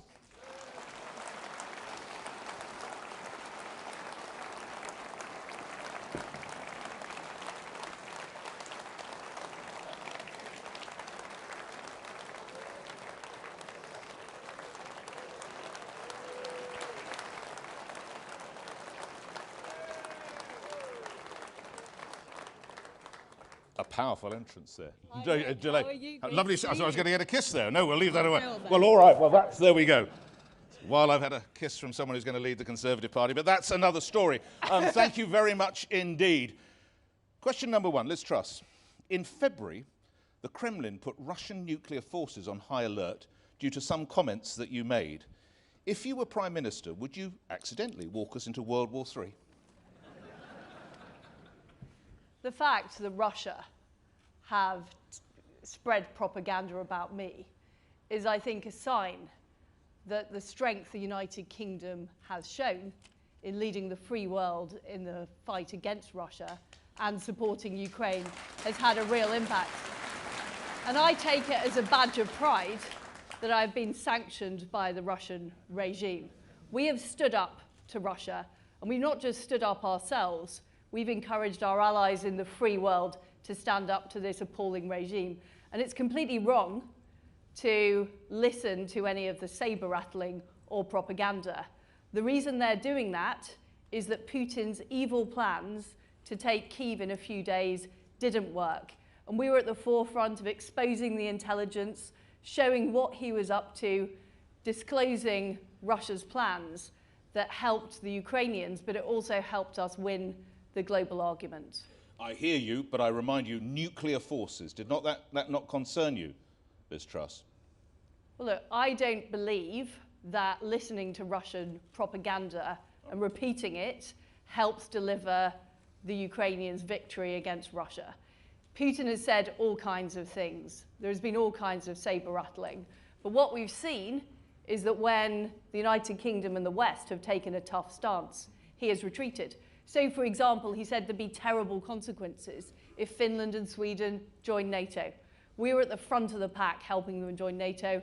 Nothing has happened. So we've got to not take what he says seriously and look at what Russia did. And the fact is that the West was asleep for too many years. Okay. We didn't do enough about Crimea. We didn't do enough about the Donbass. And if we don't stand up to him now, he will come back for more. All right. You won't need reminding. perhaps some of our listeners or viewers or people in the room, you had senior roles under Theresa May, Justice Secretary, Chief Secretary of the Treasury, and Boris Johnson, International Trade Secretary, and, of course, Foreign Secretary. You said earlier that you're straight talking. Here's a straight question. Who was better? Well, I've served 3 different prime ministers. I also worked for David Cameron as well as Theresa May.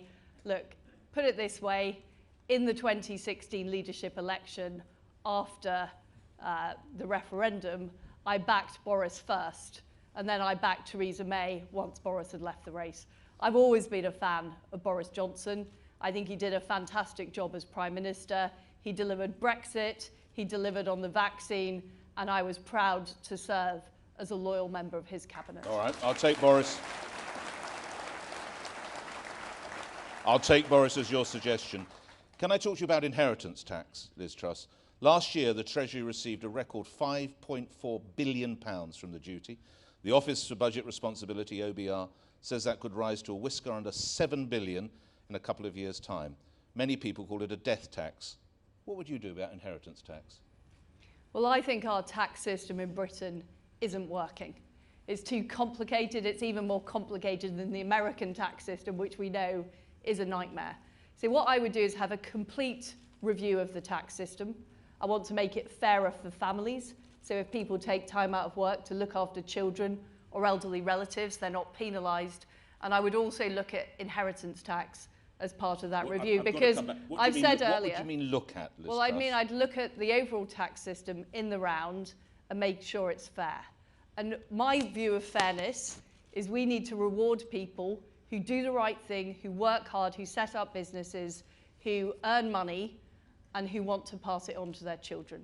So I would look at it again, but I need to look at it in the round. I've already made some immediate tax commitments, reversing the national insurance increase, keeping corporation tax low to attract investment into the United Kingdom. But I would look at the entire tax system, make it simpler, and make it fairer for people who do the right thing. Does this not underscore what some critics say, in that you're promising a lot of tax cuts? You're talking about looking at inheritance tax. You promised the good folk of Leeds a metro if you can get there earlier this evening. Some economists say your figures just don't add up. You haven't got enough money to bring in. How would you respond? Well, first of all of the tax reductions I've promised are costed. We have £30 billion available headroom in the budget. We'll still be able to start paying down the debt in 3 years. But it's a false economy to raise taxes because it can cut off growth. And we know that. We know what Britain was like in the 1970s when we had high tax rates, we had minimum militant trade unions, is it choked off economic growth and it led to a recession. So I don't agree with those people who say you can just keep raising tax and the money will keep rolling in. What will happen is people won't want to go out to work. Companies won't want to invest in the United Kingdom. So we have to do things differently. We have to be bold. We've had slow economic growth for the last 2 decades. That's why we need to be different. But of course, I will be responsible, which is why I'm looking overall at the tax system in the round. But I've made some immediate pledges that are fully costed. And what's more, they keep in turn with our manifesto commitment. I believe in doing what you say you will do. And I think it is wrong, and I raised this in Cabinet at the time, it's wrong to renege on a manifesto commitment when we had the money to afford that extra finance for the NHS you and would social never care. renege on a manifesto commitment. I would only do it, and I'm being completely honest with you, Nick. No, of course. You know, if there was something that we absolutely had to do, for example, for national security reasons or for some massive priority, and there were some things we had to do as a result of the COVID crisis. Right. But in the case of the national insurance commitment, we didn't have to make that change, and we did, and that was wrong. Okay. A handful of yes-no questions and a brief response, a brief reason, if you would. To those people who have complained, Love Island is misogynistic bullying and needs reining in, does it? Well, all I can say is I watched it for 10 minutes with my teenage daughter, and I was completely horrified, and I turned it off. And was your daughter equally horrified? Unfortunately not, and I'm quite worried. I'm quite worried she's gone off to watch it on her own, but she's actually in the audience, so I won't embarrass her anymore. Okay, let's move on. You once told me some months ago that you thought any British football team should boycott the Champions League football final in Moscow. Noting the human rights abuses in Qatar, should England and Wales go to the World Cup later this year? We should go to the World Cup. What we have seen in Russia invading a sovereign country was completely beyond the pale. Now, not every country in the world has exactly the same standards as the United Kingdom. And if we insisted that every country we did business with or we traded with or we attended a football match in had the same standards as the United Kingdom, we wouldn't be doing business with many countries, frankly. So we've got to be practical, we've got to be pragmatic. But what Russia did to Ukraine was beyond the pale. Okay. Last on the yes or no's and brief responses. Again, we all know it's a driver of crime and huge problems in inner cities and elsewhere. I have to ask you, have you ever used illegal drugs? No, I haven't. You become Prime Minister. There's another famous Elizabeth in the country. That would be the Queen. What would you say to her if, when you had your first audience, she reminded you that in 1994, as a Lib Dem, you voted for the abolition of the monarchy? Well, I have to say, Nick, that I have met the Queen in the various roles that I've had, and she has been far too polite to raise what I have previously said. What do you make of your views? Almost as soon as I made the speech, I regretted it. I was a bit of a teenage controversialist, and just within these four walls, I was briefly... No one's listening or watching. No one's listening. Don't worry, Liz. I was briefly a member of the Liberal Democrats. I did leave it when I was 21, when I came of age and realised the error of their ways. All right. Another question I've asked before. Who's the best leader of the Conservative Party of all time, and why? Mrs. Thatcher. And why? Because she... I sense again there's some agreement in the room. She turned our country around. You know, in the 1970s, we were the sick man of Europe. We had low growth. We had massive industrial problems. I mean, I was born in 1975, so I was very young at the time. I didn't see it, but you know, you can watch the newsreels. You can see how appalling it was. And what I sensed in the 1980s is a growing sense of pride in our country and a growing sense of optimism about the future. And I think the pinnacle was when we saw the Berlin Wall fall, and we saw the freedom and democracy and the pride in our values influencing the rest of the world. And you know, she was a tremendous leader, a really world-changing leader. And you know, I'm very, very proud that she was our Prime Minister. Can I talk to you about the cost of living crisis? You'll be aware, but let me share with the audience here and the audience listening and watching, there have been some breathtaking figures for Shell profits. Quarterly profits, £9.5 billion. To put that in context, it was £4.5 billion last year, so it's more than double. Time for another windfall tax. I don't believe in windfall taxes because they put off future investment. What we should be doing is encouraging Shell and other companies to invest in the United Kingdom, because we need to get our productivity up. We need capital investment. What I would do is create low tax investment zones, encouraging those companies to invest in our country.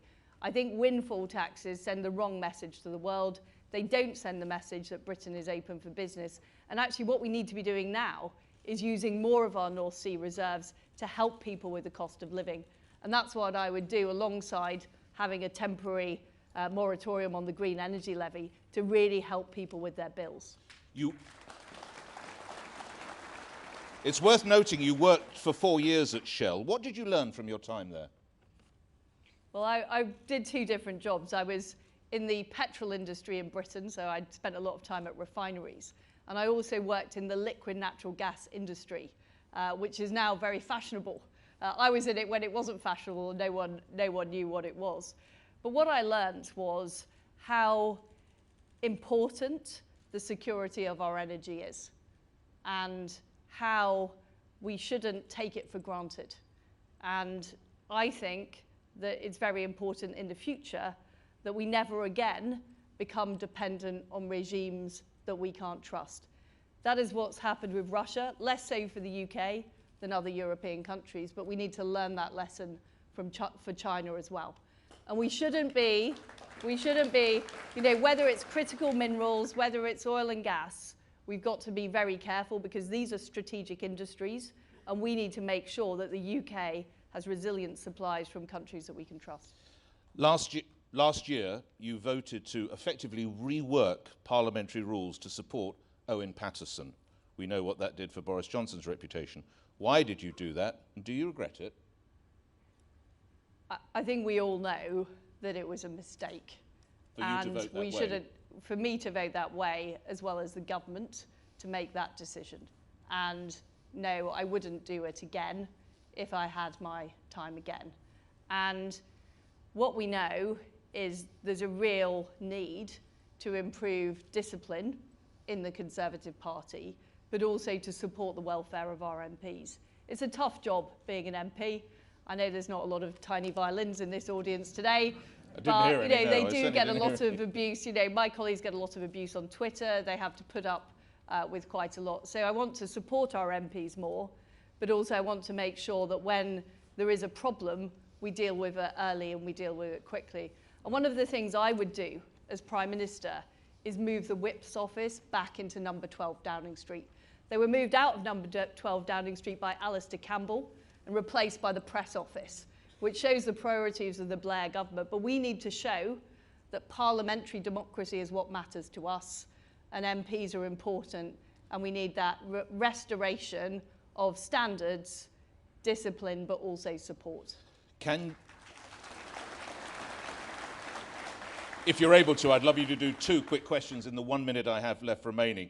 A lot of people suggest Ben Wallace could bring a lot of support to whoever candidate. What would you say to the Defence Secretary to support your campaign, Ms Truss? Well, I've worked very closely with the Defence Secretary over the Russia-Ukraine crisis. You know, he is incredibly impressive. He has led not just the UK, but also the rest of the free world in making sure Ukraine has the weapons they need. And also, he's right about the defence budget. But why should we do need to increase the defence budget. Okay. Well, look, I'm not going to tell Ben Wallace what to do, and believe me, he doesn't like being told what to do. So I think the best thing is to leave him to make his own decision. But, you know, I'm a huge fan of his. He's done a great job at defence. Got to ask you, score prediction for Sunday's big game, England v Germany. It's going to be 2-0 to England. Love it. And by the way, I'm planning to attend with the German foreign minister, so there'll be massive egg on my face if that doesn't come to fruition. Okay. And when did you last go to a women's football game? A few years ago. A few years ago, I went to Wembley. Okay, all right. I hope you have a successful. We'll all be pulling for you, I know, and the England team on that. Your appreciation before your questions. Ms Truss, please. Thank you. Stand, we're going to take questions now. And now it is over to you, and there is a lady with a floral jacket, and your name, if you would, madam. Rosemary. Hello, Rosemary. Your question to Liz Truss. I live in Seacroft, which is one of the poorest areas in Leeds. I know it well. How will your government put children at the heart of policy making to ensure, firstly, that they are given all the support they need to recover from the experiences of the last 2.5 years, and secondly, to ensure that the harms done to our children over the past 2.5 years are never, ever repeated? Well, first of all, you know, you are right. We should not have closed our schools, and I think it has caused a great deal of damage to children. And what we need to do is help children. So first of all, I would make sure we are supporting children in the early years, which are incredibly important. We need kids who get to school to be able to count, to be able to read, to be able to do all those basic things so they can benefit from a primary education. We need to focus more on getting English and math standards up. It's still a case that 1/3 of our kids, when they leave primary school, do not have basic English and maths. And if you get to 11 without the basic skills, you are going to struggle later on in life to get a job. And look, I've got 2 daughters who were out of school during COVID. I know it was very, very tough for them. I know a lot of teenagers in particular are suffering from mental health issues. I'd want more mental health support available in schools, but also in GP surgeries to help children And we need to put the extra effort in. I support the tutoring scheme. I think that was excellent. We need to do more of that. We need to make up for lost time with our children, because if we don't do that, we'll face real problems later on. Thank you for your question. Ms Truss, a lot of, yes indeed, show your appreciation or otherwise, of course, a lot of experts say that schools were vectors of infection. Wasn't it necessary for the safety of the school staff, the teachers, the caretakers, and the pupils? You say no. Well, there was a time, I think I remember, during COVID when we kept the pubs open, but the schools were closed. And much as I love going to the pub, I probably think it is less necessary in a crisis than keeping schools closed. And there was a huge knock-on effect on the economy, on parents, and I think we could have done things differently. But look, hindsight is a wonderful thing, and the Prime Minister did his absolute best. I just wanted to put the scientific question to you. Thank you for that response. Dark suit, sir, your name? Good evening, everyone, and good evening, Liz. My name is Dieter. Hello, Dieter. Dieter, two questions, very small. One is the difference between North and South divide and levelling up. We know there have been cuts in HS2 rail links. What would you do if you become a Prime Minister to change the cuts which have been made, and some cities, including my city, has been treated unfairly? Second you're question. In Leeds, I assume, sir, are you? Bradford. You're in Bradford, I'm sorry, yes, okay. Bradford. Can I just take one question? Would you be awfully offended, or did you have is it a long question that you have? It's sir? regarding VAT for small businesses. The VAT threshold, which has remained £85,000 and has been fixed for next 2 years. Would you be able to change that, especially post-Brexit? Post-COVID, the small businesses have been suffering heavily. I'm very grateful for the question. Can we start with levelling up the North, HS2, and the cities that have been left behind? So Ms Truss. what I would do for Bradford is proceed with the Northern Powerhouse Rail, which I think will make a massive difference. And as a teenager, I used to go to Bradford to visit the ice rink. I'm a keen ice skater, and the connection between Leeds and Bradford is not good enough, and the rest of the north of England. I've also said that West Yorkshire really suffers from not having better commuter transport.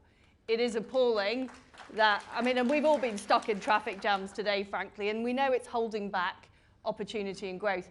And the other thing I want to do is level up in a Conservative way by having low tax zones to attract investment in areas that have been left behind. So we level the playing field, but we level the playing field through enterprise, through business, and more small business is absolutely crucial to that.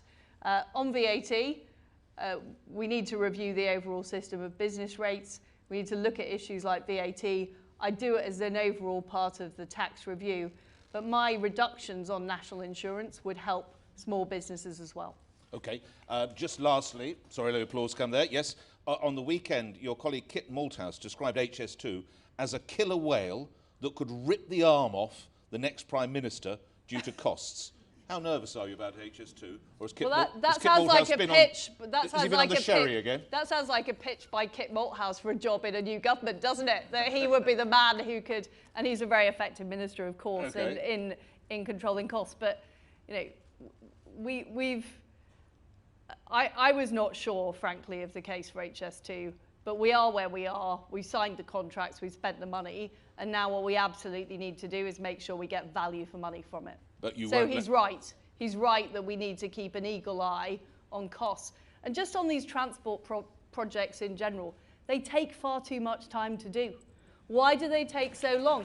And we have got a majority over 70. I want to pass legislation to speed up these projects. We're no longer part of the EU. We should use those freedoms to do things differently and get things done faster. How did the EU hold up HS2? Well, I know, for example, that some of the procurement rules add extra time. There's lots of domestic problems as well. I don't deny that, Nick. But there's no reason why we shouldn't be one of the fastest countries in the world to get projects done. And we certainly aren't at the moment. Okay, thank you. You don't need to get up. I'm getting up so that we can look after this side of the room. Gentleman in a check shirt. Sir, your name if you would. Peter from Tadcaster. Good evening, Liz. I'd like to ask you a question in relation to energy supply. So this winter is going to be very, very challenging for the people of this country. is it time that we re-looked at shale gas extraction? So I support fracking in areas where people want it to happen. And I do think it can be part of the solution, as well as releasing more of the North Sea gas reserves. But more of the North Sea gas reserves will be quicker. We also need to do more nuclear power. And in particular, so we are now producing small modular reactors in Derbyshire. We should be having more of those in the UK, but also exporting them around the world. So it's a business opportunity for us as well. But I agree with you, it's going to be a tough winter, and we need to make sure we're doing all we can to lower bills and increase supply. So you're in favour of shale. How would you determine if local people supported it? Well, you should only proceed if local people. Am I right? Absolutely. And so how would we work out? I also think that one of the ways that we gain local support is for people sharing the benefits of, for example, gas extraction. But would you or poll other people? Would you send around asking them to vote? How would we We've know? got these things called councils who Yes, can assess indeed. local You were in the opinion. planning department, I think, once, yeah. Well, I was on a planning committee of the council, So it'd which be is left to not local the best authorities. experience I've had in my life. But local authorities, local MPs, we gauge public opinion that way. Okay, thank you for that. Again, don't need to move. Who are we with? Is it a young lady in a white jacket? Yes, please. I'll get out of your way. Hello, Liz. Thank you for taking my question. It relates some way to schools and to our young people. During lockdown, when the schools were closed, many schools, without consultation with parents, took the opportunity to remove all the girls' toilets and make all of the toilets mixed toilets. Now, we have girls across this whole country who will not go to the toilet during break times. They go back to their lessons, they put their hands up to go to the toilets, and the teacher says you should have gone in break time. Now, I want the government, you brought in a policy recently that said all new government buildings would have separate toilets for men and women. I want you to bring in a policy that guarantees that our daughters can go to a toilet in a safe environment in any school in this country. So,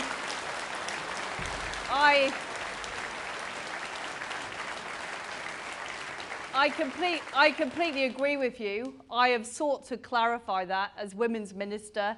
I've been very clear that single-sex spaces should be protected, particularly for young people, as well as vulnerable people, vulnerable women in domestic violence shelters, for example.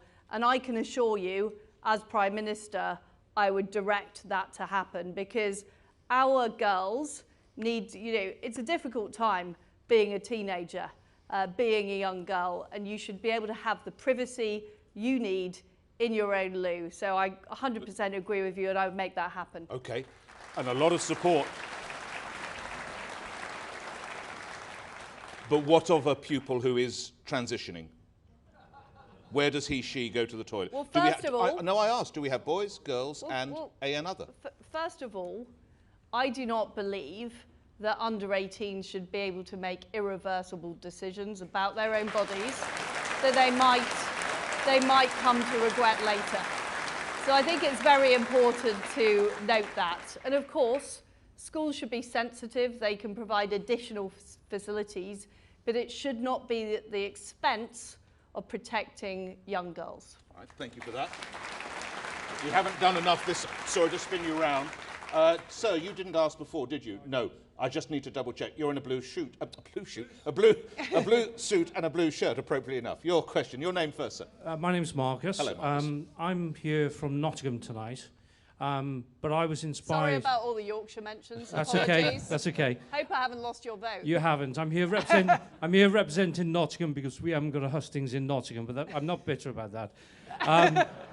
The reason I'm here was because I was inspired by a lady who was on TV when I was 14. Of course, it was Margaret Thatcher. I grew up in a council estate, so I've been inspired by the Conservative beliefs.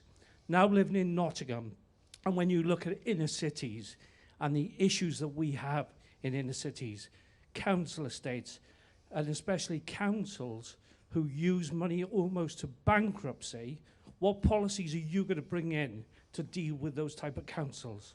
Thanks, Marcus. Ms Truss. Well, I too grew up in Leeds, and we've had a Labour council in Leeds apparently since the dawn of time, and they were utterly hopeless.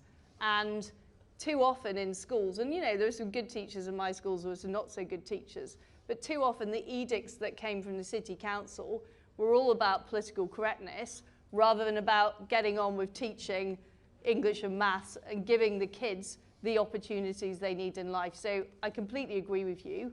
What we have to do is make sure that these Labour councils, these Labour mayors, are held to account and they're able to. So I agree with empowering local authorities more. They need to be raising the money they spend so that voters understand that when they're not delivering, they should be kicked out. All right. I'm not familiar with Leeds, although my current sorry to hear well, that, my Nick. current partner is. It's a gap. It's a gap in your education. My current, and you'll, I'm sure, help me. My current partner is, and she danced regularly at Mr. Craig's, which was the nightclub. There we are. So that has to be local. So she was right. You've been disobliging about the school you went to in Leeds, haven't you? You've made it sound like it was some backwards, what does they say, gutter comprehensive that Alistair Campbell once called them. It's nothing like it. It's a lovely, it's a lovely part of town. Houses start at £1 million, and everybody wants to live there. Why were you so rude? Look, I didn't say that my school Bog Street was. comprehensive. I didn't. I think he said bog standard comprehensive. We're there now. But you were rude about your school. I'm not claiming it was a sink school. It was an average comprehensive at the time. And what I'm saying is that average comprehensive, under the auspices of Leeds City Council, there were too many kids who were able to leave school without the education that they needed. The teaching was patchy. We didn't have league tables at the time. We didn't have a national curriculum. So there were kids who fell through the cracks. And also, it's not a rough part in of town, Leeds, though, is it? Well, it's a very mixed intake at Roundhay School, and it's a good, it's a good group of pupils. And what I found, by the way, is when I left that school and went to Oxford University, there were pretty talented people at Roundhay School who should have been at Oxford University rather than some of the people that were actually there. But what I felt was there were low expectations of some of the pupils in the school, and sometimes those low expectations were actually about where those kids had come from in Leeds. Okay. So there were different expectations from kids from the middle class areas than there were from the council estates. And I thought that was wrong. Okay. And I still think it's wrong. And what I don't want is kids growing up around this country who have the teachers or the schools or the council have low expectations from them because of their background. Thank you, Ms Truss, and a lot of support for your view. Gentleman in a blue shirt, directly ahead of me. Oh, sorry, I was told you had the microphone. We all go second. You'll go second, because it's a man in a white shirt, I think, sir? No? Yes? Hello, I'm Graham from York. Hello, Graham. You talk a lot about growth. In fact, you both do, which is obviously good. I know a lot of small businesses in and around York who would dearly love to grow. The business is out there, but they simply cannot get the staff. What would you do about that? Well, you're right. After COVID, after furlough, it has been difficult getting staff across the country. One thing I would do is tighten up our incentives in our welfare system to encourage more people to go into work. We've still got a lot of economically inactive people who are not taking the opportunities of work. And it's about encouragement. It's about making sure those job opportunities are there. But we need to do that, because otherwise the people who are working are bearing the burden of paying the cost. And of course, there are some people who can't work, but there's an awful lot of people who we can encourage to get into work. And I work very closely with Therese Coffey. I know she's looking at this issue, but that is what we need to do. We need to train up more people in the types of skills that we need, and we need to make sure the incentives are there to get people into work. What impact, if any, has Brexit had on the labour market? Well, these problems that the gentleman has just been talking about, they're global problems. They've got the same problems in the United States, in Canada, and across the world, because we are all suffering from the global economic shock caused by COVID. Would not some of the farmers you referenced earlier say they miss some European workers? You mentioned in your earlier speech, Liz Truss, are they not missing the Belgians in Europe, and they are Bulgarians? also struggling to get workers on their farms as well. What we have is the Seasonal Agricultural Workers Scheme. I support that. I think we do need to make sure there are available people to work on our farms. I talked earlier about my passion for British food. I think it is important that we open up those schemes, you know, on a temporary basis, on a seasonal basis, to bring those people into the country. But this is not a problem that's unique to Britain. It's a problem across Europe. It's a problem in Canada, America, and around the world. All right. Last 2-3 minutes. So, white polo shirt. Sir, your question to Ms Truss. I'll get out of your way, Ms Truss. Okay. Hi. So, Alex, living in Leeds from Birmingham. Quick question about child benefit. So, at the moment, it currently tapers off when one earner in the house earns above 50k. There's quite a big range of combinations of earners within a household, especially with people that earn 50k that do or don't have student loans as well, which makes up quite a big difference. And especially when one of the earners goes on maternity leave and can you know, have quite a big impact on the household income. Is that something that you'll look into if you were leader? As I mentioned earlier, I want to review the tax system to make sure it's fair for families. Because at the moment, if you take time off work to look after a child or to look after an elderly relative, you are relatively penalised in the tax system. So I want to look at that, and we need to make sure the tax system works with things like child benefit so it's fair. But overall, I think we just need to simplify the system because it's so complicated for people to understand. It's so complicated for the government to administer, and sometimes the government loves complexity. I talked about the Treasury earlier, but they love these complex schemes, these combinations of benefits, and often it's just very, very hard for people to work out exactly how it will affect them. And I want to reward people who do the right thing, who look after their families, who go out to work, who start a business, and we need our tax system to reflect that. All right, if we sprint, we can get through 2 more. Sorry to pause to get there. Yes, indeed. Blue shirt, sir. Hi, Liz. It's Adrian from Bury Conservatives. Right. A member of Bury Conservatives. And the first question to you is... Well, you only have one, sir. I'm sorry, so if you could get your... we've got a minute and a half. Would you have Jeremy Hunt? Would you have Jeremy Hunt in your cabinet? Would you have Jeremy Hunt? I think certainly wouldn't have Jeremy Corbyn. That'd be a hell of a story. And do you think... Might lock him in the wardrobe, but not in the cabinet. I've got to limit that to you. I'm so sorry, sir. Jeremy Hunt, final question. I am not thinking at this stage about cabinet jobs, but what I can reassure you is I will make sure all of the talent of the Conservative Party, you know, whichever part of the Conservative Party they're from, are on the front bench. And it will be on the basis of can they deliver? Are they going to be the people to get the waiting list down in the NHS? Are they going to be the people who are going to stand up to Russia? Are they the people who's going to shake up the Treasury and deliver the investment we need across our country and cut taxes? That is what I will base my decision on about who is in the cabinet. And the final question, we're going to swing round to here. I think it's a young man. Sir, would you stand up and give us your first name, sir? I'm Patrick. Hello, Patrick. Hello. We've spoken a lot about tonight about working people subsidising those who don't work. Well, in this country, we have a massive amount of people who don't work. Pensioners who have their triple lock subsidised by people who do work. And when increasingly young people can't afford to buy a house, rent's going incredibly high, and national insurance hiked, so it's becoming increasingly hard to work. But people who own their houses, paid off their mortgages, and have a lot of money in wealth and equity, aren't paying, whilst working people and young people pay for them to sit at home and watch daytime TV.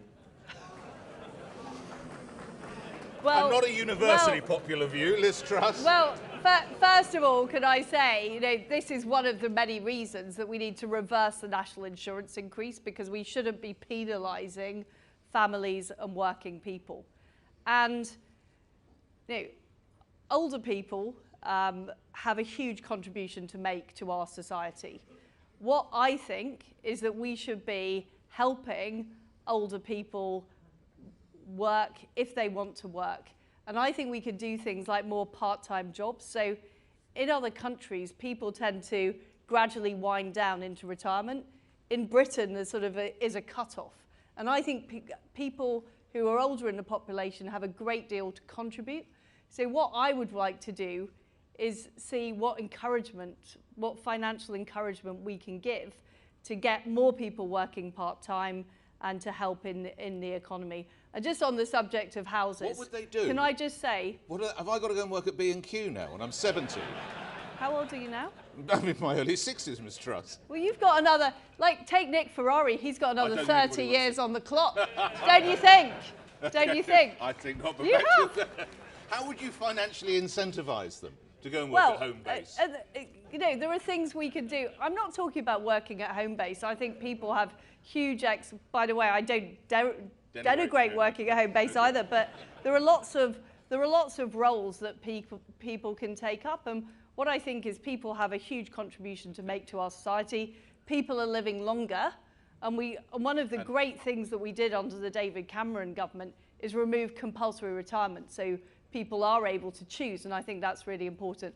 But on house building, the problem is we've had these top-down targets, which are decided in Whitehall.